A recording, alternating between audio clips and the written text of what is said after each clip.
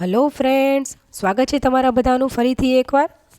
તો જનરલી આપણે વ્રત કે ઉપવાસ હોય તો તળેલી આઈટમ લેતા હોઈએ છીએ, પરંતુ તમારે જો તળેલી આઈટમ ન લેવી હોય તો તમે આ ફરાળી ભાત અને કઢીની રેસીપી ટ્રાય કરી શકો છો। ટેસ્ટમાં ખૂબ જ સરસ લાગે છે। તમે એકવાર બનાવશો તો વારંવાર બનાવવાનું મન થશે। તો રેસીપી એન્ડ સુધી ખાસ જોજો।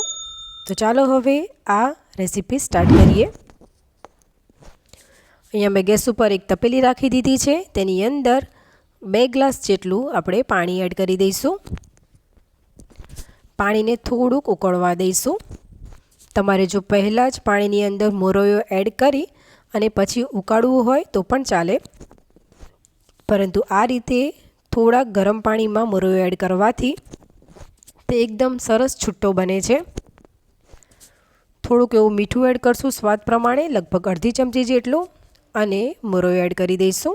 તો મોરૈયો મેં અડધી વાટકી લીધો છે, અને આ અડધી વાટકી મોરૈયામાંથી 2 વ્યક્તિને સર્વ થાય તેટલો ભાત બનીને રેડી થાય છે। થોડાક એવા કાજુના ટુકડા એડ કરી દઈશું, જેનો ટેસ્ટ ખૂબ જ સરસ આવે છે। મિક્સ કરી અને પછી હવે મોરૈયાને કૂક થવા દઈશું। તો લગભગ હવે અહીંયા 7 થી 8 મિનિટ જેવો સમય થયો છે, અને તમે જોઈ શકો છો કે મોરૈયો છે એકદમ પરફેક્ટ કૂક થઈ ગયો છે। તમને હું હાથેથી પણ બતાવી દઉં। ત્યાર પછી અહીંયા મેં એક બાઉલ ઉપર મોટી ગળણી રાખી દીધી છે। તેની અંદર મોરૈયો એડ કરી દેવાનો છે, અને તેની ઉપર થોડુંક ઠંડુ પાણી એડ કરી દઈશું, લગભગ 1.5 થી 2 ગ્લાસ જેટલું, જેથી કરીને તેની કુકિંગ પ્રોસેસ બંધ થઈ જાય અને તેનો દરેક દાણો છૂટો રહે। ત્યાર પછી અહીંયા મેં કઢી બનાવવા માટે એક તપેલી લીધી છે, અને જે વાટકીનું મેં માપ લીધું છે તે વાટકી પ્રમાણે 4 વાટકી મેં છાશ લીધી છે, અને તે પણ થોડી ખટુમળી છે।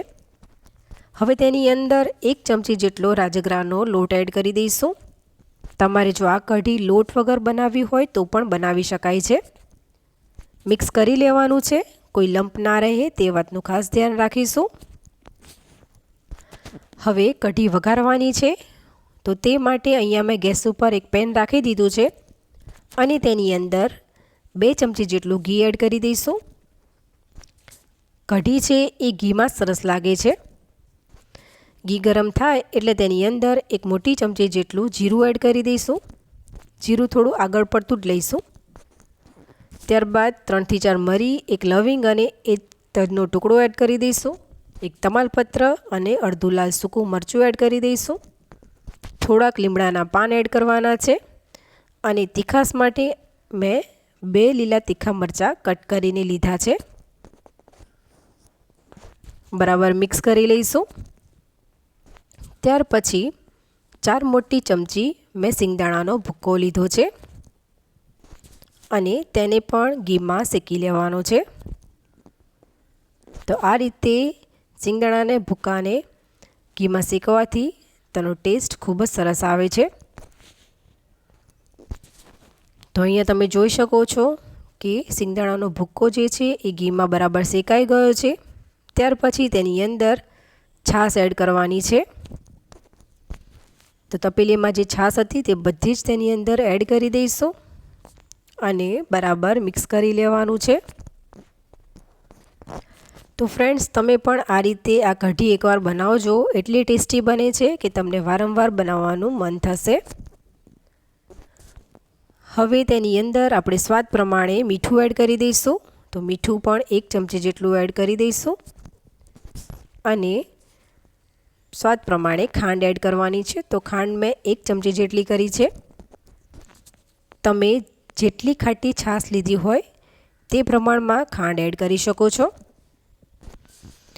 બરાબર મિક્સ થઈ જાય એટલે હવે આપણે કઢીને ઉકળવા દેવાની છે, મતલબ કે સરસ એવો બોઇલ આવવા દઈશું।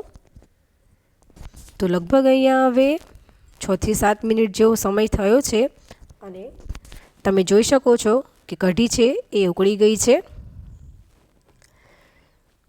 આ રીતે ઉકળી જાય ત્યાર પછી ગેસની ફ્લેમ થોડીક સ્લો કરી અને લગભગ 7 થી 8 મિનિટ જેવું તેને ઉકળવા દઈશું, જેથી કરીને બધા જ મસાલાની ફ્લેવર કઢીમાં આવી જાય અને એકદમ ટેસ્ટી બને। ત્યાર પછી આદું મેં થોડુંક ચેપીને જ એડ કર્યું છે. તમારે જો છીણીને એડ કરવું હોય તો કરી શકાય. મેં બાળકો ખાવાના છે એટલે ચેપીને એડ કર્યું છે. તો લગભગ અહીંયા 7 થી 8 મિનિટ જેવો સમય થયો છે. તો તમે જોઈ શકો છો કે સરસ એવી ઘટ્ટ આપણી કઢી બનીને રેડી થઈ ગઈ છે. તો હવે આપણે ઉપરથી થોડીક એવી કોથમીર એડ કરી દઈશું.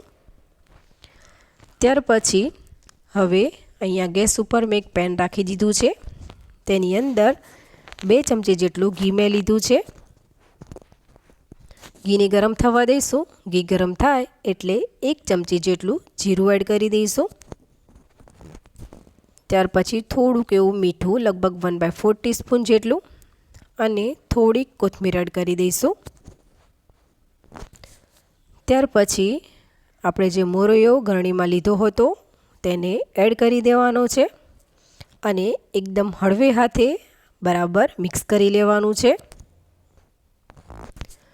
જનરલી આપણે મોરૈયામાંથી ખીચડી જ બનાવતા હોઈએ છીએ, પરંતુ એકવાર તમે આ રીતે જીરુંનો વઘાર કરી અને ભાત બનાવજો, ખૂબ જ સરસ ટેસ્ટ આવે છે તેનો. તમારે જો મોરૈયાની ખીચડી જોવી હોય તો તેની રેસીપી પણ મેં મારી ચેનલ ઉપર બતાવી છે. તો અહીંયા સરસ એવું મિક્સ થઈ ગયું છે અને દરેક દાણો પણ તેનો છૂટો છે. તો ચાલો હવે તેને એક પ્લેટમાં સર્વ કરી લઈએ. તો અહીંયા મેં કઢી અને ભાત બંનેને એક પ્લેટમાં સર્વ કરી લીધા છે. તો ખરેખર ફ્રેન્ડ્સ, તમે આ રેસીપી ટ્રાય કરજો, ખૂબ જ ટેસ્ટી લાગે છે. તો ફ્રેન્ડ્સ, તમને જો મારી રેસીપી ગમી હોય તો લાઈક કરજો, ફ્રેન્ડ્સ અને ફેમિલીમાં શેર કરજો અને સબસ્ક્રાઈબ કરી બેલ આઇકન જરૂરથી પ્રેસ કરજો, જેથી કરીને બધા વિડીયોની નોટિફિકેશન તમને મળતી રહે. તો ચાલો ફ્રેન્ડ્સ, ફરીથી મળીશું એક નવી જ રેસીપી સાથે. ત્યાં સુધી આવજો.